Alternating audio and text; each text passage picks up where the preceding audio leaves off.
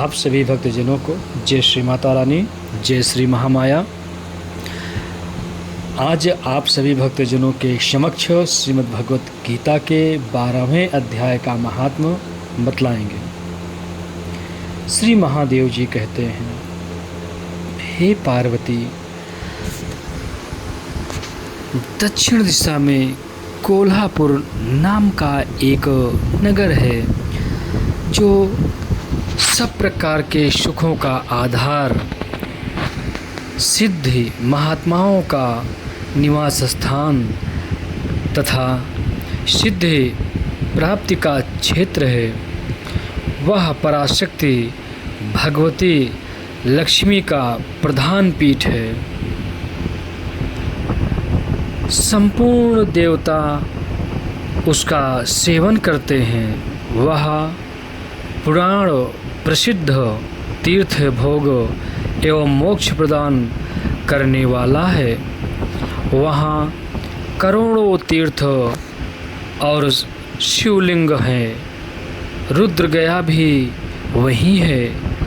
वह विशाल नगर लोगों में बहुत विख्यात है। एक दिन कोई युवक पुरुष उस नगर में आया। वह कहीं का राजकुमार था। उसके शरीर का रंग गोरा, नेत्र सुंदर, ग्रीवा शंख के समान, कंधे मोटे, छाती चौड़ी तथा भुजाएं बड़ी बड़ी थी। नगर में प्रवेश करके सब ओर महलों की शोभा निहारता हुआ वह देवेश्वरी लक्ष्मी जी के दर्शनार्थ उत्कंठित हो मणिकंठ तीर्थ में गया और वहाँ स्नान करके उसने पितरों का तर्पण किया। फिर महामाया लक्ष्मी जी को प्रणाम करके भक्तिपूर्वक स्तवन करना आरंभ किया। राजकुमार बोला, जिसके हृदय में असीम दया भरी हुई है, जो समस्त कामनाओं को देती तथा अपने कटाक्ष मात्र से सारे जगत की दृष्टि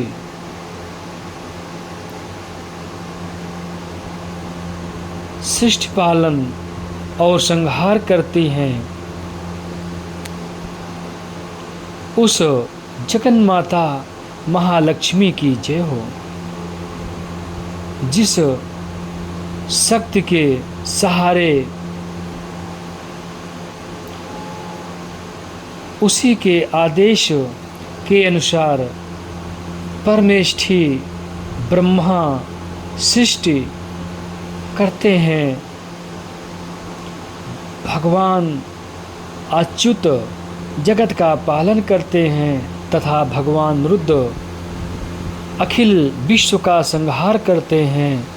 उस सृष्टि पालन और संहार की शक्ति से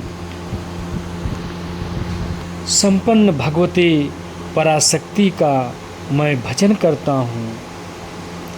कमले, योगी जन तुम्हारे चरण कमलों का चिंतन करते हैं। कमलालय, तुम अपनी स्वाभाविक सत्ता से ही हमारे समस्त इंद्रिय गोचर विषयों को जगाती हो।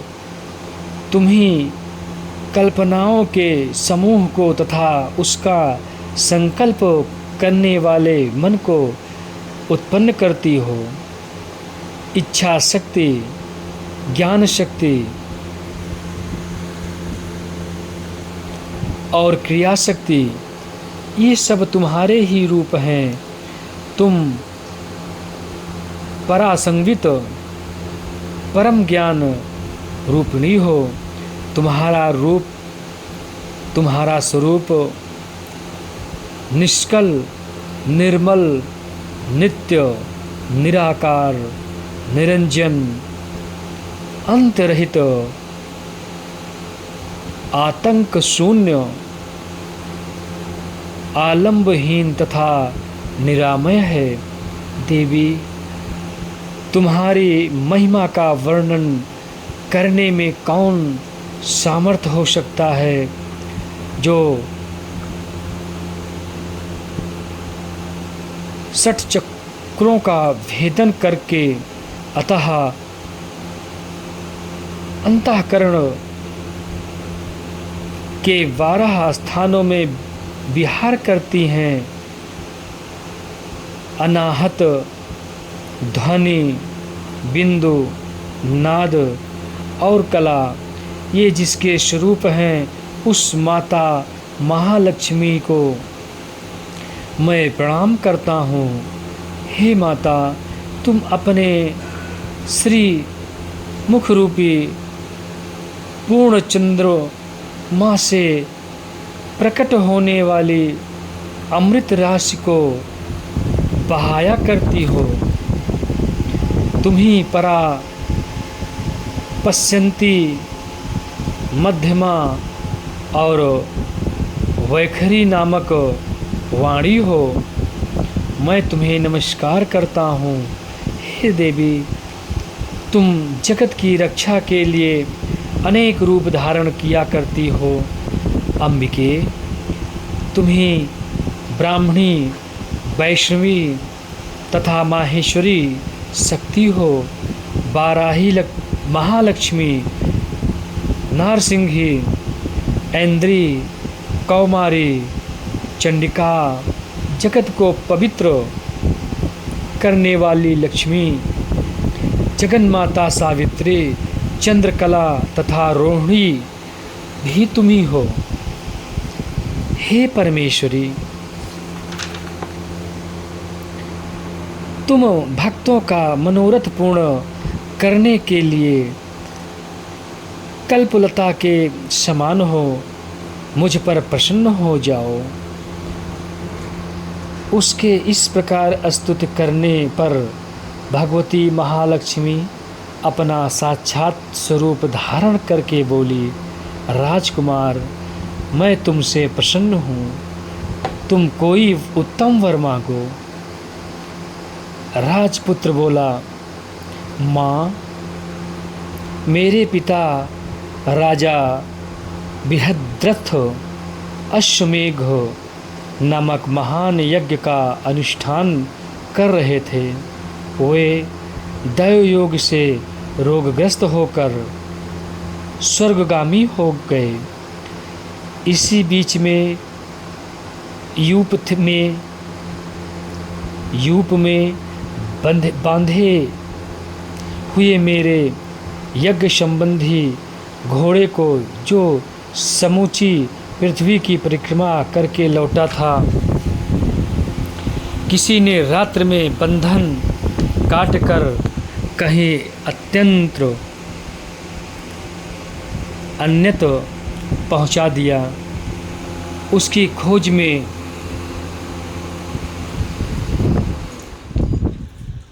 मैंने कुछ लोगों को भेजा था, किंतु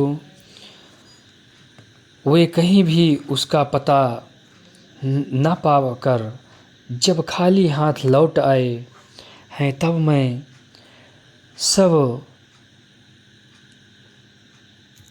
त्रित्वजों से आज्ञा लेकर तुम्हारी शरण में आया हूँ।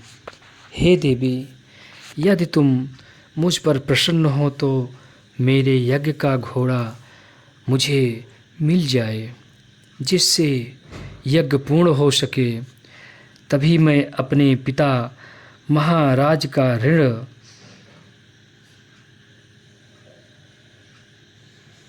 उतार सकूँगा। शरणागतों पर दया करने वाली जगत जननी लक्ष्मी माँ, जिससे मेरा यज्ञ पूर्ण हो, वह उपाय करो। भगवती लक्ष्मी ने कहा, राजकुमार, मेरे मंदिर के दरवाजे पर एक ब्राह्मण रहते हैं जो लोगों में सिद्धि समाधि के नाम से विख्यात हैं। वे मेरी आज्ञा से तुम्हारा सब काम पूरा कर देंगे। महालक्ष्मी जी के इस प्रकार कहने पर राजकुमार उस स्थान पर आए जहाँ सिद्धि समाधि रहते थे। उनके चरणों में प्रणाम करके राजकुमार चुपचाप हाथ जोड़ खड़े हो गए। तब ब्राह्मण ने कहा, तुम्हें माताजी ने यहाँ भेजा है। अच्छा, देखो, अब मैं तुम्हारा सारा अभीष्ट कार्य सिद्ध करता हूँ। यूँ कहकर मंत्रवेत्ता ब्राह्मण ने सब देवताओं को वहीं खींचा जहाँ पर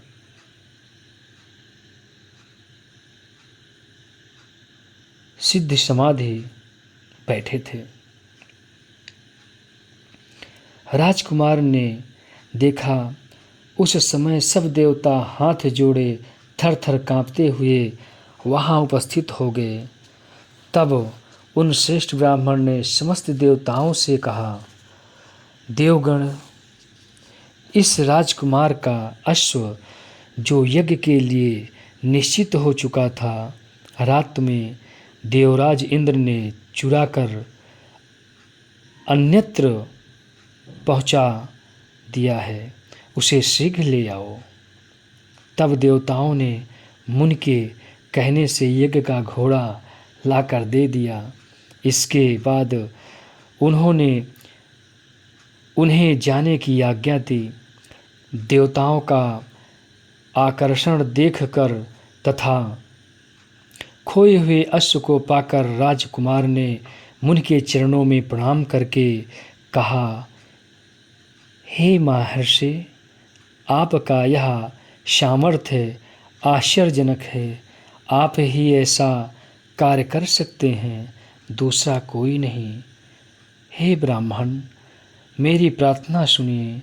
मेरे पिताजी राजा बृहद्रथ अश्वमेघ यज्ञ का अनुष्ठान आरंभ करके दैवयोग से मृत्यु को प्राप्त हो गए हैं।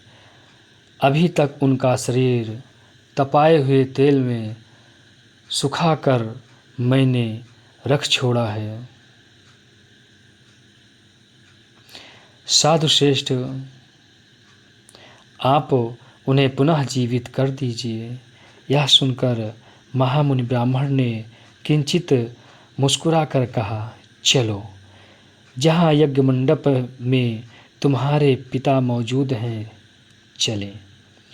तब सिद्धि समाधि ने राजकुमार के साथ वहाँ जाकर जल अभिमंत्रित किया और उसे उस शव के मस्तक पर रखा। उसके रखते ही राजा सचेत होकर उठ बैठे। फिर उन्होंने ब्राह्मण को देखकर पूछा, धर्मस्वरूप, आप कौन हैं?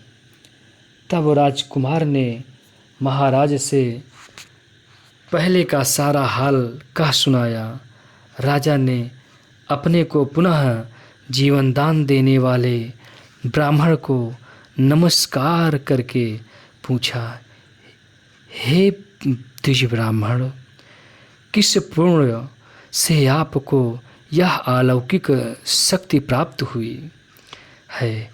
उनके यों कहने पर ब्राह्मण ने मधुर वाणी में कहा, हे राजन, मैं प्रतिदिन आलस्य रहित होकर गीता के 12वें अध्याय का जप करता हूँ।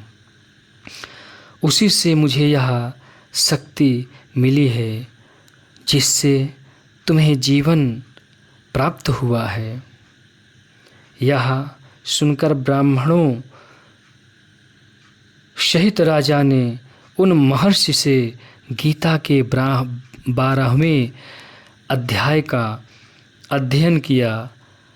उसके महात्म्य से उन सबकी सद्गति हो गई।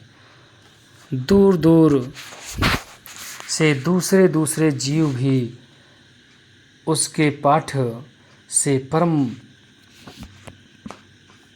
मोक्ष को प्राप्त हो चुके हैं। आप सभी भक्तगण अगर हमारी वाणी से श्रीमद् भागवत गीता के महात्म्य या किसी भी श्लोक में कोई भी त्रुटि हो जाए तो उसको अन्यथा न लें, क्योंकि हमारा कोई औपचारिकता नहीं है कि हम किसी प्रकार से कोई त्रुटि करें। हम साधना करते हैं, साधना के में लीन रहते थे, तो इन सब चीज़ों का समय कभी नहीं लग पाया। इसलिए कुछ शब्दों में त्रुटि हो सकती है, किंतु भाव हमारे हमेशा शुद्ध रहते हैं परमार्थ के लिए, जगत कल्याण के लिए। बस हम इतना ही कहना चाहते हैं कि आप लोग अपने माता पिता के आज्ञा का पालन करें, अपने गुरुओं का आदर करें, सम्मान करें, सद्गुरुओं का मनन करें, चिंतन करें, उनके बताए मार्ग पर चलें, जिससे आपके जीवन में आए हुई विपत्ति, आए हुए कष्ट दूर हो सके।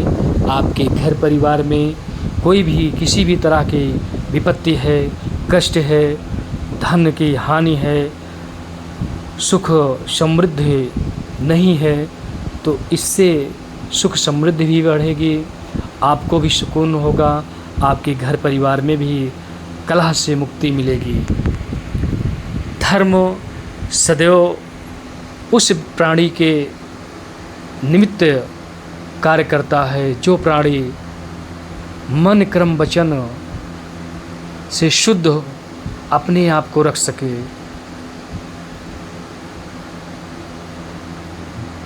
आप सभी को, जो भी भक्तगण हैं, हमारे चैनल को अगर सब्सक्राइब ना किए हों तो आप लोग हमारे चैनल को सब्सक्राइब करें, जिससे हम आगे और अच्छे वीडियो डाल सकें।